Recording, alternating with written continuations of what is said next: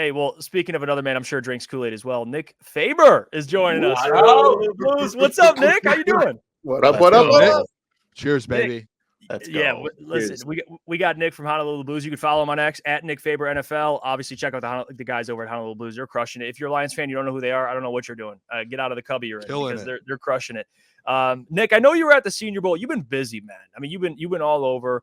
I want to start off just by asking you your experience there. Any players that stand out to you, especially for Lions fans? Draft season's coming up. You know how that is in this town. Definitely. I appreciate you guys having me on. I'm still picking off scabs from my sunburn from being down there, man. I forgot how white I was until I went down to Mobile and just got burnt to crisp, dude. It was terrible, but still hilariously awesome. Great time down there. A ton of players stood out. For the Detroit Lions specifically, before the Senior Bowl was a cornerback out of Toledo named Quinyon Mitchell, and he just tore it up. The best player at down in Mobile. Unfortunately, now I'm not sure if we're going to get him unless Brad has to pull something to get us up in the draft a little bit, which is always possible because God knows what Brad's about to do. So Quinyon Mitchell was amazing. He was the best player there. I would say some other guys, like I personally like the Lions looking interior offensive line with the first pick. And whether that's first round or we trade back with the first pick, I think Brad is going to do something that not everyone is excited about because that's just, par of the course right there. That's what Brad likes to do. So I actually like Jackson Powers Johnson. He is a great center coming up and can play all over the interior line. That is something that I'm looking for. Ragnow, we heard it like immediately after the Sunday's game or last Sunday's game. He's dealing with everything. That toe's not going to be dealt with until after his playing career. So he literally just says out loud, I'm going to have to learn how to play with it, which is scary to think about. So I wouldn't be surprised if we did something like that. And then the last name, like right off the top of my head that I'll bring up is a behemoth on the interior defensive line, which is another position I think we need to address, whether it's interior defensive line or edge rusher. The defensive line needs help. We all know. Give me someone to kind of team up with the Lee McNeil, kind of how Aaron Donald and Kobe Turner did with the Rams this year. So I like a guy, Tavondre Sweat out of Texas, 6'3", behemoth. I don't know his weight, but he's just he'll eat. I tried to interview him and I peed my pants a little bit. I had to run away. It was just so terrible. So, but he's really good. Watch any Texas film, and you'll just see him and Byron Murphy right next to each other. I think Byron Murphy goes a little bit earlier than Tavondre Sweat, but in the back end of round one, early part of round two, if we trade back, then he would be one of the top guys. I love. What about you, Lucas? Yeah, I mean, it kind of just to go off that we've had the discussion on the show that in the back end, in the first round, we don't see much value at the cornerback position. So where do you think that Brad addresses the cornerback? Because we're assuming it'll be both in the draft and free agency. Now, does that mean a big name in either or? Yes, no, we don't know that yet. But where do you think that Brad approaches the cornerback position, specifically in free agency or more so in the draft? I think you hit on the nail on the head where he will do both, but it will be more so. I don't know. I know players want to come to Detroit, but to me, it just seems like the way Brad Holmes is going to continue to build this roster is them 1 year cornerback deals. And so maybe it is someone like CJ, but I kind of have more of an idea. It's going to be someone like Emmanuel Mosley. Hopefully we get a year out of him, out of whoever it is. But I think it'll be like that. And then in the draft, I know, man, it seems like if I read every mock draft right now, it's cornerback, first round. And I get that he was going to do that last year, but there is not a Devin Witherspoon type of player in this back end. Like you said, you'd be looking at guys like maybe Cooper DeJean out of Iowa, maybe Nate Wiggins, maybe like Lassiter would be there. But again, where's the value in that? I prefer if you wait, there's another guy from the Senior Bowl out of Rutgers. His brother plays on Green Bay right now. His brother's Mo Melton. This kid's name is Max Melton. If you don't know him, learn him. He is a beast. He shut down Marv. When he had to go up against Marv, Marv made one catch against him in the second half, and it wasn't Max Melton didn't do anything wrong. It was some of the best defense I've ever seen. Marv just marved him. You know, Rutgers stuck with Ohio State for a little bit too. Yeah. So I think Max Melton is the guy you'll see come out. I called this a couple years ago with Kirby. I mocked him in our final mock draft. He was a guy I wanted in the third round. This is the guy I think we get in the third round is Max Melton. So I think it's one of both. Remember the name. Remember the name. I wrote it down. I'm ready to go. I wrote that down. Do some game film. Go watch some film, dude. Go watch any kind of Rutgers film you can get your hands on. YouTube, any defensive Rutgers YouTube you can get. Nick, you look beautiful as always. You look really dark, and I look pale. I want to ask you this: we keep talking about positional value in the first round, and that's something Jeff talks about all the time. Do you see Brad Holmes trading up at all? Like, did you see any guys there, or have you heard of any guys, especially to the positional value when it comes to like DNs and stuff? Instead of trading up for a corner, trading up for like a DN, is that something you think that Brad will do? I think he will. I think he's gonna trade up. He's done it, I think, every year since he's been a GM in Detroit. He's made a trade into the first. Do you see him doing that? Booner, you look delicious, brother. That's all I needed tonight. You made my night, bro. I love you. I love you, bro.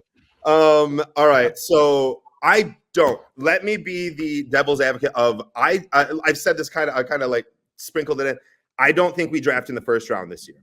I don't think there is a person of interest in the first round. If you want to move up for an edge rusher, you're looking at a guy like Dallas Turner, who in a mock draft I just did with Russell Brown, we had Dallas Turner second overall. And that's because we couldn't do trades. So it was a little, but he could be a top 5 pick. He could be what Trayvon Walker was 2 years ago and go from being mocked in the end of January at 20th to 25th and be a top 3 pick, and Trayvon's number 1.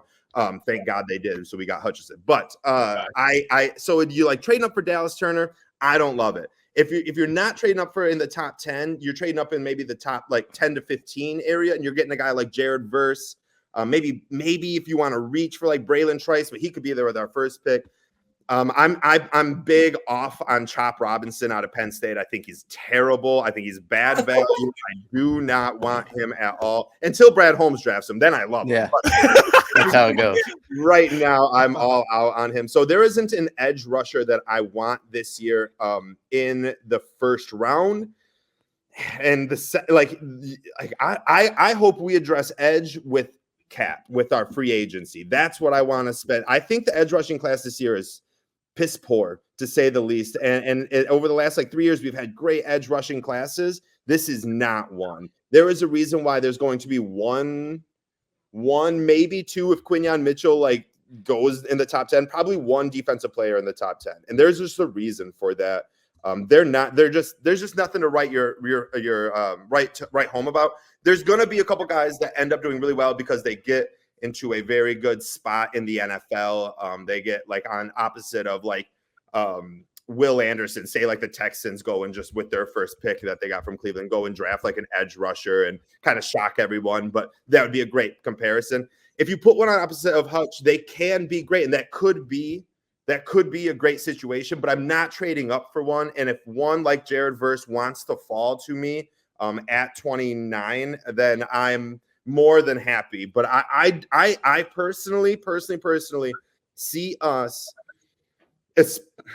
especially if I don't know what Chicago's going to do. I don't know. Green Bay's got so many picks. They got 3 in the top 40 or 50, something like that. 3 in the top 40, I think. Chicago's got 2 in the top 10. Minnesota's a can of trash. We don't care about them. But the Lions need to get capital. And I don't want to have a first-round guy. Even with the 5th-year option, we're going to have to start spending money upon money upon money upon money on all these guys that we have already. I don't know. Maybe I would like to have a couple of the lower-end deals for my rookie contracts as opposed to having a first-round, even skipping on the 5th round. You did that. I think you might have been the first person I've heard actually say trade out of the first round. And when you say that makes – you're at 29. That makes a ton of sense. Yeah. If you can bring in some more picks, especially Brad, Brad's elite drafting. So if you can add 2 more picks with him in the 2nd, 3rd, whatever it is, you're the first person I've heard say that. And I think that makes way more sense than trading up. So I love that. Gentry, you got something? Yeah. Nick, first of all, thanks for joining us. Love the hoodie. Let's go Wings. Let's go Wings. But obviously you heard Brad talk earlier. He said not everyone can play for the Detroit Lions. So in your time at the Senior Bowl, was there someone that really stuck out to you? This guy fits the perfect mold of what the Detroit Lions are looking for. This could be a positionless question, really. Just a guy that would really fit right in with the Detroit Lions locker room from day one. That's a great question. And it's hard to narrow that down to one because yes, I did meet a lot of players that really did fit the mold. And you can see a couple of these interviews online, but I interviewed like Andrew Rame, who is a back end of the draft type of guy out of Oklahoma. I asked him what grit meant to him, and he just brought up like mentality and physicalness really coming at you. And I talked to Quinyon Mitchell, who was a good interview, and he brought up some good answers. But I'll tell you that my favorite interview, and out of seeing just the tenacity out of everyone, is a guy out of Michigan who, if no one probably knows, but I'm a big Michigan State guy. I don't really care about Michigan. I did not watch their championship run. I I scouted players. Like I watched it for the players, but I didn't like woohoo Michigan. I blue baby. Yeah, well, and congratulations. But so I like Jalen Harrell, edge rusher. He would be so. I just think he would fit what Aaron Glenn and Dan Campbell are looking for. We got a new defensive line coach who was there at the Senior Bowl. You really got to see him up close and personal. He'll also be our run game coordinator. So I think that he could kind of fit him in with assuming we get James Houston back.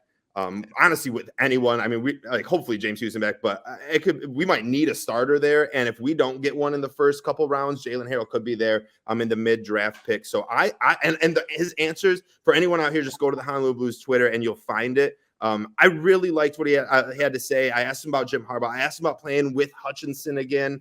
And you could tell when I said that his eyes lit up. He got the big, like he was all, stone cold doing the interview. And I brought up playing with Hutch again. And he just huge smile on his face. So it felt like he was meant for this team. I don't want to just say like all Michigan players need to come here or anything like that, but I just think he would be a really good fit and have good chemistry with Hutchinson, even though they only played for 2 years, maybe a year, like his freshman year and then sophomore year. But I really there's something about him. So out of everyone that I could have said, there's a ton of players that fit that that motto, that motif that we try to do with as the Lions. I think Jalen Harrell would be one of the best ones. Nice. Great stuff, Nick. Elite analysis. You could check out exclusive content, obviously, from the Senior Bowl, Honolulu Blues. You follow Nick. He does great stuff as well. And Nick Faber, NFL. We appreciate you, Nick, for taking the time. You're welcome back anytime, my man. Great stuff. I appreciate you, Nick. Love you, bro. Appreciate it. Go. There you go. Nick Faber, NFL. He's great, man.